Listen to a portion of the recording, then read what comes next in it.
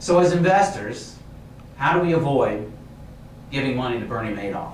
How do we avoid taking the kind of losses that we've seen that are so heart-wrenching to watch?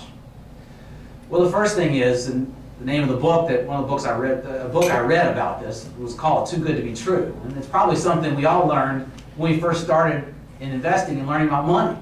Something that seems too good to be true probably is too good to be true. And in capitalism, in modern economics, you cannot earn big returns, you can't have big profits without taking some risk. And his whole thing was big returns, no risk. It was too good to be true. Two is independent custodian. And what that means is the person who's managing the money shouldn't be the person who's telling you how much money you have. He shouldn't hold the assets.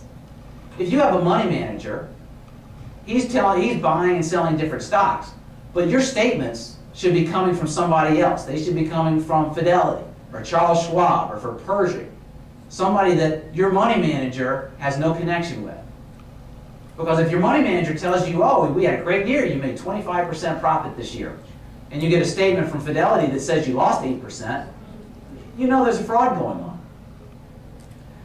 Another thing to watch for is commingling your money. When you put your money into a pot with a bunch of other people's money, the person stirring the pot can do a lot of things that you probably don't want them doing. So that's a risk. It's a risk to commingle your money with other people. And then finally, there's the agency problem. When you hire somebody to do something for you, whether it's to manage your money or to fix your car, your interests and that person's interests are not going to be perfectly aligned. You give somebody money to manage, you give someone money for them to manage. Their interests, hopefully, are that you'll make more money, but they're going to have other interests based on what kind of money, how much fees they're going to get.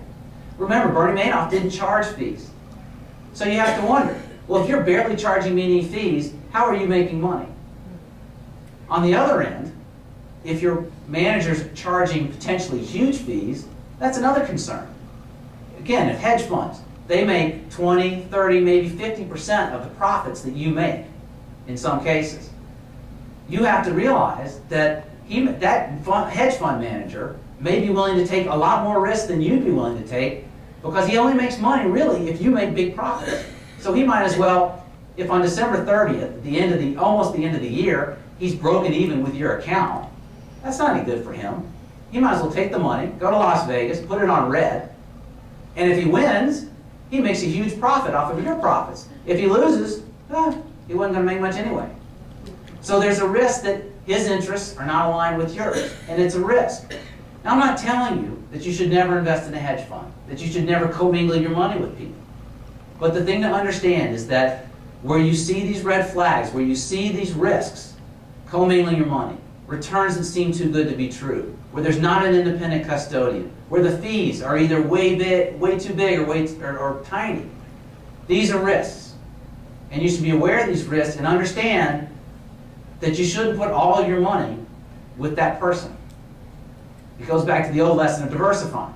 Don't put all your eggs in one basket. If you see these risks, don't give that person all your money.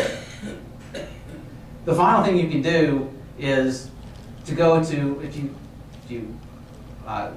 like to go on the internet, if you go to sec.gov, you can check out any broker or advisor that you might be working with, if they're based in the United States.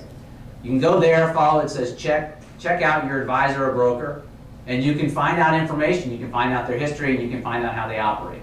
So that's another thing you can do. So that's the story of Bernie Madoff.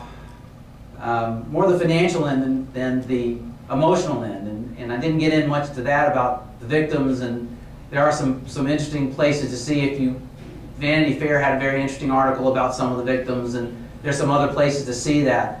It was heart-wrenching, and you see these people who had money, and particularly you hear about the widow whose husband had invested with Madoff, and the husband would be dying and would say, keep all your money with Madoff, you'll be fine with him. And of course Madoff would hug the widow and say, you're in good hands with me.